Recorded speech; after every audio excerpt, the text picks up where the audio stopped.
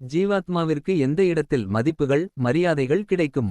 ஸ்ரீமன்னாராயணன் பலவிதமான நரகங்களைப் பற்றி எடுத்துரைத்து கொண்டிருக்க கருடாழ்வாரின் மனதில் ஒரு கேள்வி எழத் துவங்கியது. யமலோகத்தில் செல்லும் ஜீவாத்மாவிற்கு எந்த இடத்தில் மதிப்புகள் மரியாதைகள் கிடைக்கும் என்ற ஐயம் உருவாகியது. அதை நாராயணரிடம் வினாவினார். ஸ்ரீமன்னாராயணன் கருடாழ்வாருக்கு தோன்றிய ஐயத்தை தெளிவுபடுத்தும் பொருட்டு, பூமியில் வாழ்கின்ற மானிடர்களின் உடலில் இருந்து இறந்த பின்பு பிரிந்து செல்கின்ற ஜீவாத்மா பிண்டத்தாலாகிய சரீரத்துடன் யமபுரி வரை சென்று, அந்த இடத்தில் பிண்ட சரீரத்தை விடுத்து கட்டை விரல் அளவுடைய ஆகிருதியுடன் ஒரு வன்னி மரத்தில் சில காலம் தங்கியிருக்கும். பின்பு கர்ம சரீரத்துடன் யமலோகத்திற்கு அழைத்துச் செல்லப்படுகிறது.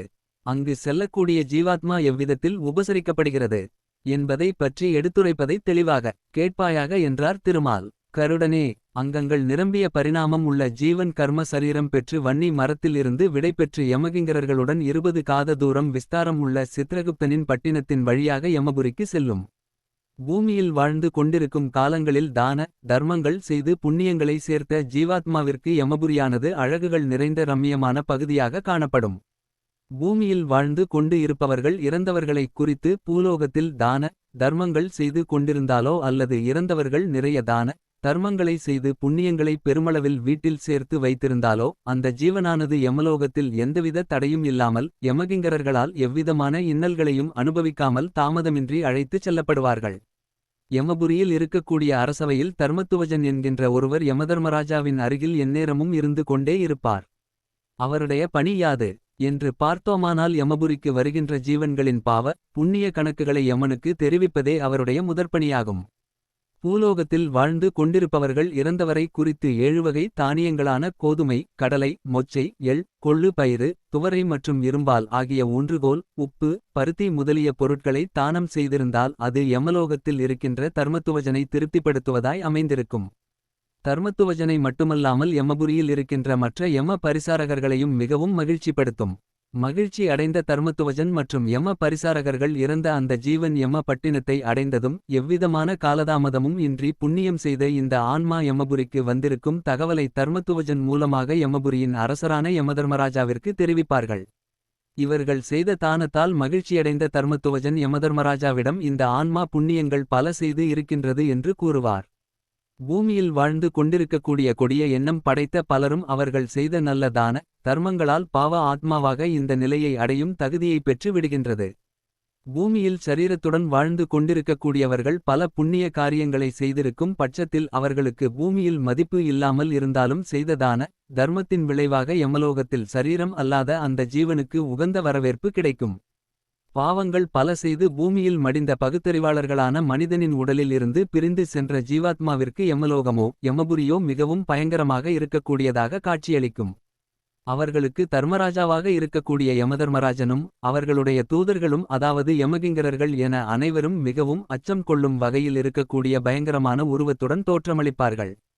பாவங்கள் பல செய்து பூமியில் வாழ்ந்தவன் இறந்த பின்பு இவர்களை கண்டு பயந்து அச்சம் கொண்டு ஓலமிட்டு அழுது கொண்டிருப்பான். பல நற்காரியங்களை செய்து புண்ணியம் ஈட்டிய ஜீவாத்மாவிற்கு யமலோகமோ யமபுரியோ அல்லது யமலோகத்தில் இருக்கக்கூடிய தூதர்களோ மிகவும் அழகாக காட்சியளிப்பார்கள். யமதர்மராஜானோ நல்ல லாவண்ய ரூபத்தோடு தோற்றமளிப்பான்.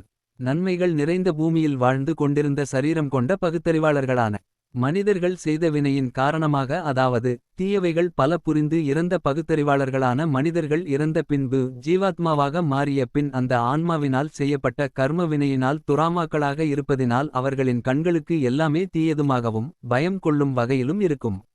நன்மைகள் பல புரிந்த ஜீவாத்மாவின் கண்களுக்கு எல்லாமே நல்லபடியாக இருப்பதாக தோன்றும்.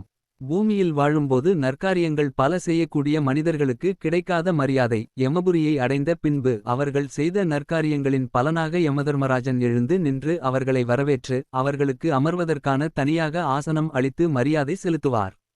யமபுரியில் இருக்கக்கூடிய மற்றும் ஆண்டு கொண்டிருக்கக்கூடிய யமதர்மராஜன் இவ்விதமாக ஒரு ஜீவனை மரியாதை செலுத்தும் பொழுது யமபுரியில் இருக்கக்கூடிய மற்ற ஏவலர்களும் அவர்களுக்கு மரியாதை செலுத்திக் கொண்டே இருப்பார்கள். யமலோகத்தில் இருக்கின்ற யமதர்மராஜன் வீற்றிருக்கின்ற தர்ம சபையில் புண்ணியம் செய்த ஆன்மாக்களுக்கு யமதர்மராஜன் கம்பீரமான தோற்றம் கொண்டவராகவும் சாந்த குணம் படைத்தவராகவும் காட்சியளிப்பார். பாவம் செய்த ஆன்மாக்களுக்கு யமதர்மராஜன் அகோரமான வடிவம் கொண்டவராகவும் பார்ப்பதற்கு பயம் கொள்ளத்தக்க வகையில் இருக்கக்கூடியவராகவும் காட்சியளிப்பார். பூமியில் வாழ்ந்து கொண்டு இருக்கும்போது புண்ணியங்கள் பல செய்த ஆன்மாக்கள் யமலோகத்தை அடைந்ததும் யமகிங்கரர்கள் யமதர்மராஜனின் முன்னின்று சூரிய மண்டலத்தின் வழியாக பிரம்மதேவன் வீற்றிருக்கும் சத்திய லோகத்திற்கு அழைத்துச் செல்வார்கள். உடலுடன் கூடிய ஆன்மாவானது பூமியில் வாழ்ந்து கொண்டிருக்கும் காலத்தில் பாவங்கள் பல செய்து பாவ ஆத்மாவாக யமலோகத்தை அடையும் பொழுது அந்த ஆன்மாவின் உடற்பகுதிகள் யாவும் கட்டி பிணைத்த வண்ணமாக யமதர்மராஜாவின் முன்பாக கொண்டு செல்வார்கள். அவர்கள் செய்த தீவினைகளுக்கு ஏற்ப தண்டனைகளும் நரகங்களும் கிடைக்கப்பெற்று துன்பத்தை அனுபவிக்க துவங்குவார்கள். வாழும் பொழுது புண்ணியங்கள் பல செய்து இறந்த ஆன்மாக்கள் இறந்த பின்பு சொர்க்கலோகத்தை அடைகின்றது. பாவ புண்ணியங்கள் எதையும் கண்டுகொள்ளாமல் செய்வது தவறு என்று தெரிந்திருந்தும் பாவங்கள் பல செய்து உழன்று பூமியில் வாழ்ந்து மடிந்த பாவ ஆத்மாக்கள் நரகத்தில் தள்ளப்பட்டு துன்பத்தில் ஆழ்த்தப்படுவார்கள். நன்மைகள் மற்றும் தீமைகள் என சரிவிகித அடிப்படையில் இரண்டையும் கலந்து செய்தவர்களுக்கு அவர்கள் செய்த செயல்களின் அடிப்படையில் ஜென்மங்களும் பிறவிகளும் அளிக்கப்படுகின்றன. பாவம் பல செய்தவர்களுக்கு பிறவிகள் என்பது அவ்வளவு எளிதில் கிடைப்பதில்லை. பாவம் பல செய்தவர்களுக்கு மானிட பிறவி என்பது சாத்தியமில்லாத ஒரு வாய்ப்பாகவே இருக்கின்றது. ஒருவேளை அவர்களுக்கு பிறவிகள் கிடைத்தாலும் மிருகங்களாகவோ அருவருக்கத்தக்க தோற்றம் கொண்ட உயிரினங்களாகவோ மண்ணுலகில் பிறக்கின்றார்கள். ஒருவர் செய்கின்ற நல்ல வினைகளில் பயனுக்கு ஏற்ப அவர்கள் எடுக்கும் அடுத்தடுத்த பிறவிகளில் அறிவு நிறைந்தவர்களாகவும் அழகு கொண்டவர்களாகவும் செல்வம் புகழ் ஆரோக்கியம் என அனைத்தும் நிறைந்தவர்களாகவும் காணப்படுகின்றார்கள். இவைகள் யாவும் கிடைப்பதற்கு ஒவ்வொரு வகை புண்ணியங்கள் அந்த ஆன்மாவினால் செய்யப்பட்டு இருந்தால் மட்டுமே அவர்களுக்கு இந்த பாக்கியங்கள் யாவும் கிடைக்கப்பெறுகின்றன. மனிதன் உடலுடன் ஆன்மாவும் இணைந்து பூமியில் வாழ்ந்து கொண்டிருக்கும் காலங்களில் தான தர்மங்களை செய்து வாழ்ந்தவராக இருந்தாலும் அவர்கள் செய்த தான தர்மத்தின் பலன்களை அவர்கள் எந்த ஜென்மம் எந்த பிறவி எடுத்தாலும் அந்த பிறவியில் அவர்கள் முன் செய்த தான தர்மத்தின் பலன்களை அனுபவிப்பார்கள். பஞ்சபூதத்தால் உருவாக்கிய இந்த உடலுடன் வாழும் பொழுது மனிதன் தன்னை செல்வந்தன் என்றும் அறிவில் சிறந்தவர்கள் என்றும் நானே பலசாலி என்றும் எனக்கு தெரியாத எந்த துறையும் இல்லை என்ற அகம்பாவமும் கொண்டிருக்கலாம். ஆனால் இறந்தவுடன் அவனது உடலில் இருந்து அனைத்தும் அகற்றப்படும். ஏன் அரைஞான் கயிறு கூட அறுத்து எறியப்பட்டுவிடும்.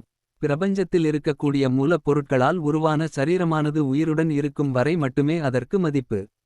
அந்த சரீரத்திலிருந்து ஆன்மா பிரிந்தவுடன் அந்த நொடியிலேயே அந்த சரீரம் தன்னுடைய மதிப்பை இழக்க துவங்குகின்றது. ஆன்மா இல்லாத சரீரத்தை மண்ணில் புதைத்தால் மண்ணில் உள்ள புழுக்கள் தின்று அழித்துவிடும். நெருப்பில் தகனம் செய்தால் சாம்பலாகக்கூடிய தன்மையை அடையும். உடல் கூறுகளை வெட்டி கண்டந்துண்டமாக நரி போன்ற விலங்குகளிடம் எரிந்தால் அவை தின்று ருசி பார்த்துவிடும். இதுவே மனித உடலின் தன்மையாகும். ஜீவன்களுக்கு மனித உடல் கிடைப்பது என்பது ஒரு வரம் ஆகும். அந்த வரத்தினை கொண்டு அந்த ஜீவன் நன்முறையில் வாழ வேண்டும். மனித உடல் கிடைத்தாலும் அதில் கூன் குருடு செவிடு மலடு எதுவும் இல்லாமல் பிறப்பது அரிதிலும் அரிது. குறைகள் எதுவும் இல்லாமல் பிறந்தவர்கள் தன்னுடைய தகுதிகளை உணர்ந்து அதற்கு தகுந்தாற்போல் பூமியில் வாழும் பொழுது தங்களது வாழ்க்கையை அமைத்துக் கொண்டு ஒழுக்கத்தில் சிறந்து விளங்கி மோட்ச வாழ்வினை அடைய வேண்டும். அதை எதுவும் செய்யாமல் தீய குணம் கொண்டு மற்றவர்களை துன்புறுத்துதல் மற்றவர்களை முன்னேறவிடாமல் அவர்களை பின்னுக்கு தள்ளுதல் போன்ற பல தீய எண்ணங்களுடன் செயல்படுவதினால் அவர்கள் தங்களுடைய தகுதிகளை இழக்க துவங்குகிறார்கள்.